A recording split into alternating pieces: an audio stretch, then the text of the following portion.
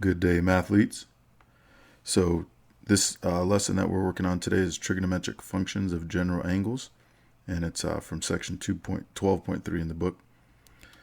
All right, so after learning about general angles, just angles in space, beyond what we could see in a triangle or any polygon for that matter. We talked about negative angles, positive angles, so forth, coterminal angles. So now we're dealing with, we're going to actually apply our trig functions to those angles in space, right? To any general angle. And so this will kind of show you how to do that. So our general situation is going to be right here, where, and I took this off of the trig cheat sheet that I've been posting on the video pages. So if you have that printed out, this is under unit circle definition. But I'm going to make this a little more general. So I'm going to change this from unit circle definition to, we'll say, any circle definition. Okay. All right. And so basically we're using the same terminology as before in terms of we have our initial side here, we have our terminal side, and then we have some angle theta here, right? So the terminal side is rotated from the initial side, some angle theta. Here we're going counterclockwise, so this would be a positive angle here. Okay. And whenever we get to a certain,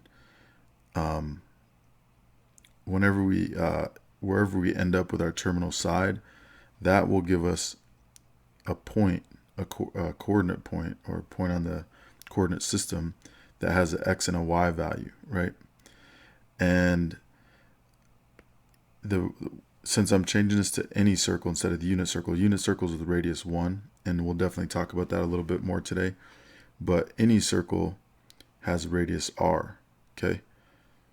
So we'll just call that r for radius, okay?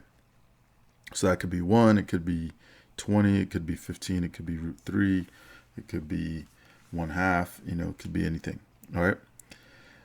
So what happens when you rotate that terminal side somewhere in space is you end up with what we call a reference angle, okay? So a reference angle is the angle between the closest x-axis and the terminal side. So we'll call alpha the reference angle, okay? So reference angle alpha. And we've talked about reference angles before, but this is a little bit different context in terms of in space. So we have our angle here. That is our rotational angle. And then we have our reference angle. And the reference angle that we're referring to, or what we're going to call it here, is the angle, the acute angle formed by the terminal side and the x-axis, okay? And I'll talk about this part here in a second. So it's the acute angle formed between the terminal side and the x-axis. So there's a lot of angles formed between the terminal side and the x-axis, right? Or at least, two. So we have this angle here, right? And we have this angle here, okay? And so, you could say we have this angle. That's why I said there could be more than that. But we want the one that's acute, and there's only going to be one acute angle that's formed by the terminal side and an x-axis, okay? And so that's the one we want to be our reference angle. Now, real quickly here, the exception to that is when you have a quadrantal angle.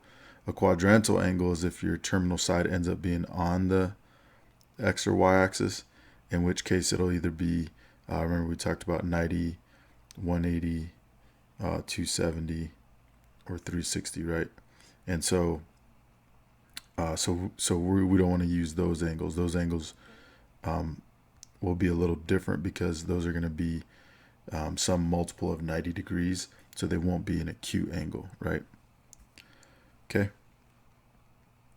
All right, or they could end up on the x-axis, in which case they'll be 0, right? And so those are kind of special cases, and we'll talk about those as well. But for right now, we're talking about, okay, what happens if we have a reference angle that is between 0 and 90, right? And so if we have a situation like this, then we can actually form a triangle. We can actually form a triangle right here with the terminal side, the closest x-axis, and then we can just draw a vertical or an altitude down to the perpendicular segment down to the x-axis. Okay, so we can actually form a right triangle here with the reference angle, with vertex at the origin here, and then we have our hypotenuse is r, our adjacent is x, and our opposite is y. Okay, and that'll always be the case where r is hypotenuse, x is adjacent, and y is opposite. So whenever you have an angle in space and you find its reference angle and you form a triangle, these values will always be in those same places, because remember that the reference angle is formed by the x-axis and the terminal side, right? So that means that alpha, or a reference angle, will always be at the origin, and so the x axis is always going to be adjacent because it forms the reference angle. Okay. All right. And so now that we have that, now we can generalize a little bit, and we can say, okay, well, first of all, this, since we have a right triangle here,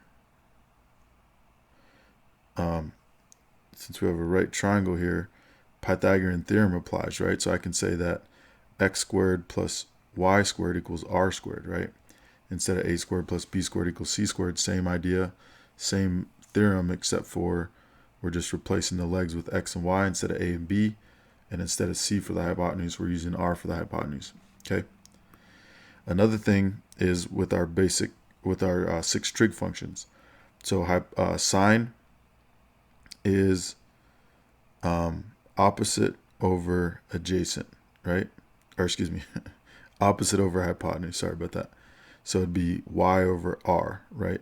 So just like I replaced that 1 with the r before, I'm going to replace all these 1s with r's here as well, because our radius is r instead of 1. Okay. And so, and then let me just eliminate these here